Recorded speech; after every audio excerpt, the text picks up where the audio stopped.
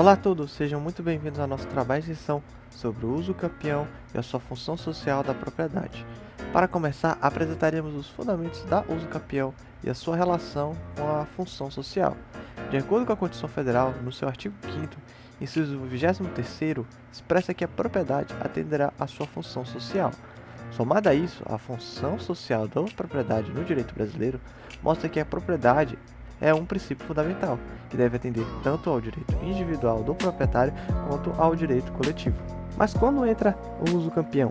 A uso campeão é uma forma originária de adquirir a propriedade de um bem móvel ou imóvel após utilizá-la por um período de tempo contínuo e sem contestação, agindo como se fosse o verdadeiro proprietário durante esse tempo. O Código Civil de 1963, no capítulo 7º da ação de uso campeão de terras particulares, no artigo 944, intervirá obrigatoriamente em todos os atos do processo o Ministério Público. Já no novo Código de Processo Civil, não faz nenhuma menção da obrigatoriedade da intervenção do Ministério Público nas ações de fomento. Essa desobrigação se deu pelo fato de que não são todas as ações de uso campeão que há interesse social. Por consequência, o Conselho Nacional do Ministério Público e dos Ministérios Públicos Estaduais, mesmo na vigência do Código de 1963, já orientavam a dispensa ministerial de uso campeão de imóveis com registro, exceto a Lei 10.257 de 2021, que trata sobre uso campeão especial urbano e uso campeão extrajudicial, previsto no artigo 1071 do CPC. Com base nisso, decidimos então entrevistar a senhora Amanda Luciana Salles Lobato, a atual promotora de justiça de Capanema, titular da terceira promotoria de justiça, a fim de que respondesse algumas perguntas relacionadas com o tema uso campeão. Desde já agradecemos por dispor um pouco do seu tempo para nos ajudar. Diante dos desafios práticos e jurídicos que envolvem o reconhecimento da função social da propriedade no âmbito da uso campeão, como o Ministério Público analisa a possibilidade de conciliar o direito individual à posse com o interesse coletivo de garantir que a propriedade atenda à sua função social? Bom, em relação a essa primeira pergunta, tá? Inicialmente a gente tem que ter em mente a previsão do artigo 178 do Código de Processo Civil, que prevê a situação de intervenção do Ministério Público, tá? Em 3 situações: quando houver interesse público ou social, quando houver interesse de incapaz e quando envolver litígios coletivos pela posse de terra rural ou urbana, né? Então, o Ministério Público, analisando o caso concreto, ele vai ser designado a se manifestar no prazo de 30 dias a respeito do interesse em intervir no feito, né, principalmente em favor daquelas pessoas hipossuficientes. Um exemplo é que nas grandes cidades, hoje, nós percebemos que iniciam-se verdadeiros bairros, né, ocupados por pessoas hipossuficientes, e depois de um tempo acaba surgindo uma ação questionando ou a posse ou o uso capião, por outro lado, em defesa do uso capião daqueles que já estão lá há bastante tempo, preenchidos os requisitos. E aí o Ministério Público, percebendo que se trata de pessoas hipossuficientes, acaba intervindo como fiscal da lei e também prevendo o interesse daqueles que não tem como, né, fazer a própria defesa. Enfim, há um interesse social ali na estruturação já daquele bairro, naquelas cidades, nas cidades maiores, nos conglomerados urbanos, e acaba havendo a necessidade de intervenção do Ministério Público nesses casos. Em casos onde há resistência do proprietário formal ou conflito de direitos, como o Ministério Público equilibra esses interesses para evitar que a uso campeão seja instrumentalizado de maneira contrária à justiça social e ao ordenamento jurídico? No caso da segunda pergunta, em que há um conflito de interesses, né, entre um proprietário individual e os ocupantes, né, como o Ministério Público instrumentaliza essa justiça social ao ordenamento jurídico? Bom, tem que se analisar os requisitos, né, de quem está ocupando, se está dando efetivamente a função social, se efetivamente é uma pessoa hipossuficiente que precisa realmente daquela moradia. E por outro lado, também o direito do proprietário, no caso, de ser indenizado das benfeitorias, né, da terra nua, enfim. O Ministério Público, nesse caso, ele vai primar para que haja a devida indenização, a justa e certa indenização ao proprietário e primar para o interesse coletivo, se estiver realmente sendo efetivada, né, o direito de propriedade ali de quem está ocupando a área, preenchidos os requisitos legais, né, não possuindo aquela pessoa que está ocupando outras propriedades, tá dando função social ali para a área. Enfim, são vários requisitos legais que você precisa verificar se estão realmente previstos, se estão sendo aplicados, se existem no caso concreto. E, por outro lado, também primar para que o proprietário ele seja indenizado da área dele, né? De que maneira a aplicação da usucapião e o fortalecimento da função social da propriedade podem contribuir para a resolução da indefinição fundiária no estado do Pará, especialmente considerando desafios socioeconômicos e ambientais da região amazônica? Em relação a essa terceira pergunta, uma opinião particular, né, de que a questão da usucapião ela tem que ser analisada em cada município, né? Você tem que fazer um levantamento por município da ocupação irregular, se é caso de usucapião ou não, né? Se aquela não é caso por ser área pública. Realmente é um assunto bem polêmico, né? O estado é muito grande, mas nós sabemos que há conflitos fundiários em regiões mais específicas, né? E que há anos vêm ocasionando até mortes, né? Então, isso daí teria que ser visto realmente de forma regionalizada. Essa temática tem que ser feito um levantamento de quem está ocupando, se efetivamente está cumprindo os requisitos legais para ser beneficiado pelo Instituto, né, da usucapião, aplicar a justa indenização. Enfim, não tem como se falar em uma análise ampla, mas sim de caso a caso, município a município, até porque, como eu já disse, há regiões bem mais conflituosas dentro de um mesmo estado. Qual é o papel do Ministério Público na fiscalização e na promoção do cumprimento dessas diretrizes, garantindo que sejam respeitados os critérios da função social da propriedade para que atendam às necessidades da população local e respeitando os direitos ambientais? Havendo a necessidade de intervenção do Ministério Público, conforme prevê o artigo 178 do Código de Processo Civil, o Ministério Público tem que se pautar nisso, né?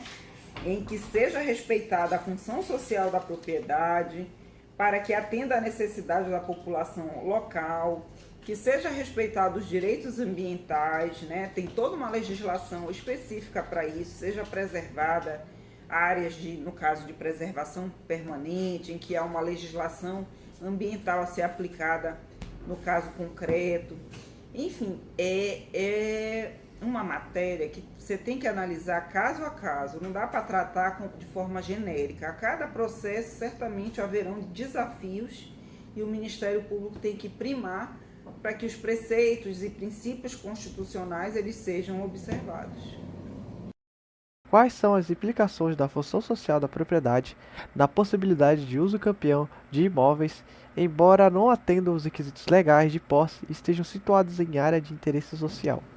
Nesse caso aqui, eu estou entendendo o seguinte, que cabe ao gestor, por exemplo, daquele município, ele verificando que se trata de uma área de interesse social, né, que precisa observar a função social da propriedade, ele pode, desde que prevista a justa indenização, né, ampliar ali, fazer uma desapropriação indireta e transformar aquele local em um bairro, né, que atenda à função social, que beneficie famílias hipossuficientes, Enfim, vai caber ao gestor, nesse caso, analisando o caso concreto, primar ali por entender que aquela área deverá atender à função social e também se destinar, né, a pessoas hipossuficientes. Foi isso que eu entendi dessa pergunta. Em relação à sua experiência, quais os tipos de uso campeão, ordinário, extraordinário, especial, etc., são mais comuns na sua região e quais fatores influenciam na escolha de um tipo em detrimento do outro? Aqui em Capanema, eu te confesso que não há. Há 4 anos que eu estou aqui, nós nunca recebemos nenhum processo de uso capião. Eu acredito que não, aqui é uma região que não costuma ter, né, pelo menos por hora, nenhum tipo de conflito dessa natureza, né? Até porque o município ele não possui georreferenciamento, está sendo iniciado agora. Em regra, as pessoas aqui elas só exercem o direito de posse. Não tem discussão acerca da propriedade, porque agora que as matrículas estão sendo georreferenciadas e expedidas para a população. A prefeitura está fazendo esse levantamento, né, para expedir os documentos de propriedade para aquelas pessoas que já são possuidoras há anos, que já moram ali, que já fixaram residência, que já fizeram benfeitorias. E por hora nós não tivemos ainda intervenção em nenhum tipo de processo, em nenhum tipo de uso capião aqui em Capanema.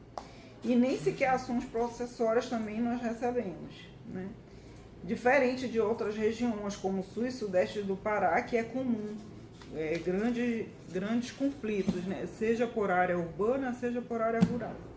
Quais são os principais obstáculos que você observa na regulamentação fundiária da sua região, especialmente em áreas urbanas?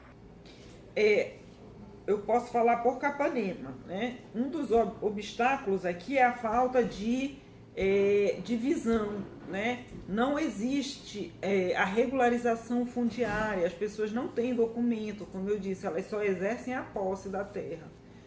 Não há uma regularização no sentido de você realmente ceder o domínio para elas. O município agora que está iniciando esse georreferenciamento, a medição para fazer as matrículas no cartório de registro de imóveis aqui no município de Capanema. Tá? Então, um dos principais obstáculos é esse. Como o Ministério Público atua para prevenir e combater o uso capião como meio de legitimação de grilagem de terras e exploração indevida de áreas rurais e urbanas do Pará? Para iniciar, a gente vem verificando uma mudança nos últimos anos, né? Pelo menos nos últimos 10 anos ou mais, em que o próprio Tribunal de Justiça promoveu concurso público, né, para os cartorários de registros de imóveis e outros cartórios, a fim de lotar pessoas concursadas, idôneas, né, para trabalhar nesses cartórios. Nós verificamos que a maioria desses problemas de grilagem de terra, eles iniciam com uma documentação fraudulenta que era registrada nos cartórios, né, principalmente sul, sudeste do Pará. Além disso, o fortalecimento de outros órgãos, como o ITERPA, a União fortaleceu o INCRA no intuito de manter técnicos, né, para que possam medir, verificar a área, fazer a documentação certa, para que essa documentação devidamente especificada em loco, produzida em loco, com a metragem correta, né, com georreferenciamento, enfim, instrumentos até tecnológicos para medir e identificar a área a partir de todo esse levantamento documental, e aí sim é possível se fazer o registro da documentação no cartório, né? Então o Ministério Público ele se pauta por isso, por exigir a documentação recente, devidamente registrada, medida por todos esses órgãos, sejam do Estado, sejam da União, né? Produzido por um cartorário que tem idoneidade, né? E tanto é que vários documentos fraudulentos foram cancelados, a matrícula foi cancelada pelo tribunal, visto que foi levantada a fraude, né? Principalmente com medições enfim, que eram extremamente... dava logo para perceber a fraude em razão do tamanho, a extensão de áreas que passavam de tamanho até do próprio município. Né? Então foram vários atos que foram sendo adotados, seja na esfera do município, do estado, da União e também pelos tribunais, a fim de que esses documentos eles tenham idoneidade, seriedade, né? Se pautem pela verdade da área, acerca da existência e dimensão da área. Então, o Ministério Público é isso, se pauta exatamente por essa questão técnica, né? Toda essa questão técnica que envolve o registro de documentos. Nada mais a ser perguntado. Desde já, muito obrigado por ter assistido o vídeo até aqui. Agradecemos novamente à promotora de justiça, a senhora Amanda Luciana Salles Lobato, por dispor do seu tempo. Minha equipe é composta por Alana Dantas, Paulo Fernando, Luciene Vitória, Christopher Bonifácio e por mim, Leonardo Braia, ambos estudantes do curso de Direito da turma 6NNA, que está sob responsabilidade da professora Luísa Chaves, da matéria Atividades Práticas Interdisciplinares de Extensão 3.